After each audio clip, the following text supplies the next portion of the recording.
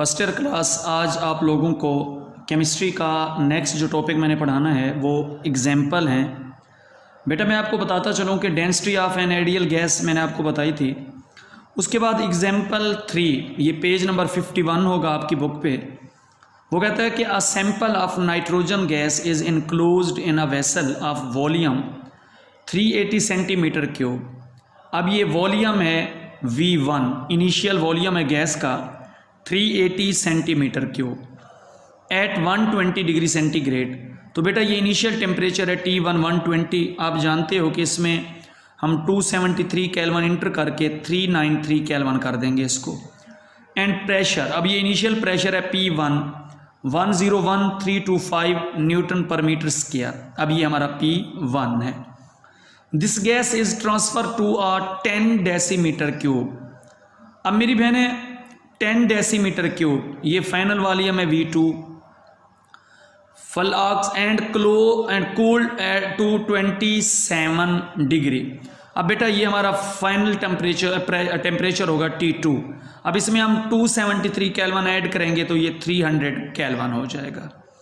आगे वो कहता है मेरी बहने calculate the pressure in newton में। अब देखें P2 फाइनल प्रेशर आप लोगों ने कैलकुलेट करना है। अब उसने आपको गिवन में क्या क्या दिया, ज़रा तवज्जो कीजिएगा। उसने V1 380 दिया, आपने उसको डेसीमीटर क्यूब में कन्वर्ट किया, 0.38 डेसीमीटर क्यूब आया। फिर उसने आपको इनिशियल टेम्परेचर, क्योंकि आप जानते हो कि गैसेस का जो वॉल्यूम होता है उसको आमतौर पर डेसीमीटर में ले जाना होता है।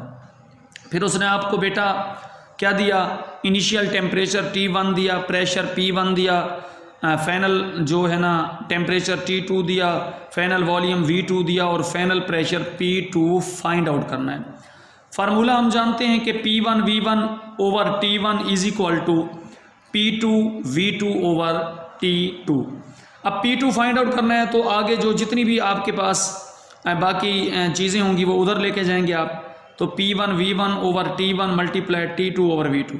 अब P1 की जो वैल्यू आपके पास मौजूद है वो 101325 न्यूटन पर मीटर स्क्वायर है, मल्टीप्लाई V1 की 0.38 डेसीमीटर क्यूब है और आगे मल्टीप्लाई T2 की 300 केल्विन है, नीचे T1 की 393 केल्विन है और V2 की 10 डेसीमीटर क्यूब। जब आप देखोगे तो देखें ऊपर केल्विन नीचे केल्विन क्रॉस आउट हो जाएगा, कैंसल, नीचे डेसीमीटर क्यूब ऊपर भी, ये भी कैंसिल हो जाएगा। बाकी बचेगा आपके पास न्यूटन पर मीटर स्क्वायर 2938, क्योंकि आप 0.4 आपने फाइंड आउट भी तो प्रेशर करना था और प्रेशर का जो यूनिट होता है वो न्यूटन पर मीटर स्क्वायर होता है। तो उम्मीद है कि आपको ये क्लियर हो चुकी होगी एग्जाम्पल। नेक्स्ट एग्जाम्पल में आप देखें, वो कहता है कि एग्जाम्पल नंबर 4, वो कहता है कि calculate the density of CH4 methane gas at 0 degree centigrade and 1 atm pressure atmospheric pressure. What will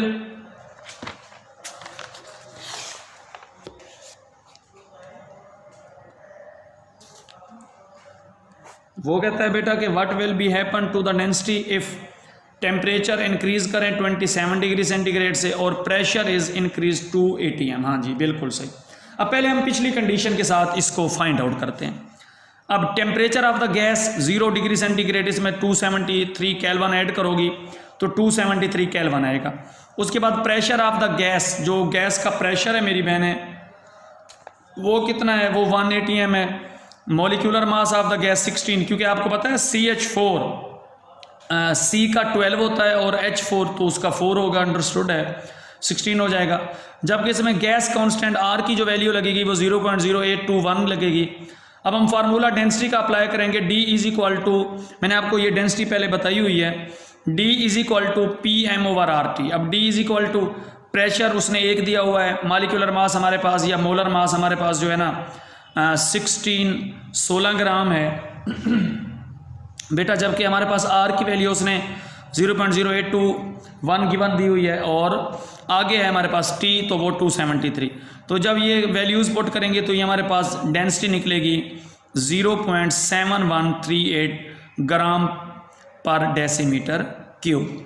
अब उसके बाद आप देखें उसने कुछ कंडीशनें दी, अगर वो डेंसिटी 27 डिग्री सेंटीग्रेड पर ले जाता है तो 273 ऐड करो तो 300 केल्विन आएगा। अब इसी तरह डेंसिटी का फार्मूला लगाएंगे तो हमारे पास वैल्यूज़ आएंगी 0.649 ग्राम पर डेसीमीटर क्यूब। अब आगे उसने दूसरी कंडीशन में क्या कहा, उसने कहा कि अगर मैं डेंसिटी, पहले उसने डेंसिटी को एट 27 डिग्री रखा। देखिए पहले वाले कंडीशन में उसने 0 डिग्री सेंटीग्रेड रखा, हमने 0 से फाइंड आउट किया। अब उसने 27 यानी कि टेम्परेचर को इंक्रीज़ किया, फिर हमने 273 में 27 ऐड कर दिया। अब पहले प्रेशर 1 था, हमने 1 के साथ किया, अब उसने डेंसिटी को एट 2 atm प्रेशर पर इंक्रीज़ कर दिया। तो टेम्परेचर और 0 डिग्री सेंटीग्रेड पर, तो उसमें 273 ऐड करेंगे, 273 केल्विन आएगा, प्रेशर 2 है। अब फार्मूला आप जानते हो कि D = PM/RT। अब वैल्यूज़ पुट करेंगे, P की 2 आएगी और M की 16 और R की 0.0821 आएगी और मल्टीप्लाई हम 273 करेंगे तो ये 1.427 ग्राम पर सेंटीमीटर क्यूब आएगा। ठीक है बेटा।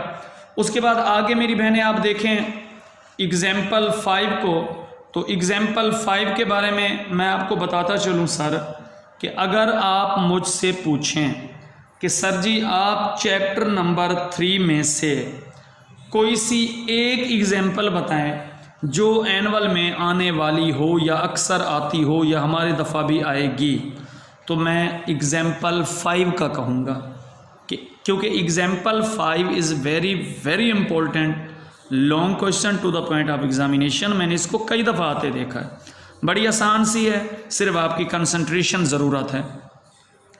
Calculate the mass of 1 decimetre cube of NH3 gas ammonia at 30 degree centigrade and 1000 millimetre Hg pressure considering that NH3 is behaving ideally. बिल्कुल सही। प्रेशर ऑफ द गैस हमें उसने 1000 मिलीमीटर ऑफ Hg दिया हुआ है। भाईजान इसको ATM में लेके जाएं तो डिवाइड कर दोगी 760, क्योंकि यू नो कि 1 ATM is equal to 760 mmHg, तो ये डिवाइड करोगी तो 1.315 ATM आएगा। Volume of the gas 1 decimetre cube हो गया। Temperature of the gas 30 degree centigrade 273 करोगी तो 303 आ जाएगा। Molecular mass of the gas 70, क्योंकि NH3 N का 14 होता है, H3 3 होता है तो 17 हो गया। अब हम जानते हैं कि PV is equal to M over बड़ा M यानी कि mass over molar mass RT आएगा। अगर हम M मास को बाहर निकालते हैं ना सर, तो फिर रीअरेंज करो तो PVM ओवर RT। अब आप देखो मास ऑफ NH3, तो अब P की प्रेशर आपने अभी फाइंड आउट किया था, वो आया था 1.315, वॉल्यूम 1 था और मास जो है ना 17 था। R की वैल्यू 0.082। ये जो जर्नल गैस कांस्टेंट R है, इसकी मुख्तलिफ वैल्यूज़ मैंने आपको पढ़ाई हुई हैं और वो एनुअल पॉइंट ऑफ व्यू से भी बड़ी अहम है। वो वैल्यूज़ आपको आनी चाहिए, क्योंकि वो वैल्यूज़ आएंगी तो आप न्यूमेरिकलों में पुट कर सकोगी। और आगे देखिए तो हमारे पास जो T था वो 303, तो बेटा ये हम जब डिवाइड करेंगे तो ये आएगा 0.907 gram. It is mass of NH3। Okay sir. तो मैंने आज आपको एग्जाम्पल नंबर 3, 4 और 5 पढ़ा दी, तो आपने मेहरबानी करके इसको बड़े अच्छे और बेस्ट वे से करना है। कोई प्रॉब्लम हो मुझे बताना है। इंशाअल्लाह ताला आपकी जो एकेडमी है वो 15 सितंबर से इंशाअल्लाह वो शुरू होगी। दुआ की करें आप, अल्लाह करे शुरू हो जाए। अब जो है ना हम भी थक गए, आप लोग भी अब बड़ा टाइम वेस्ट कर चुके हैं, तो अल्लाह करे ये दिसंबर अपना 15 सितंबर को शुरू हो जाए और इंशाअल्लाह उम्मीद है कि शुरू हो जाएगी। तो इसका होमवर्क भी आपने करना है, कोई मसला हो बताना। अल्लाह ताला आपका हामी और नासिर हो बेटा। Thank you.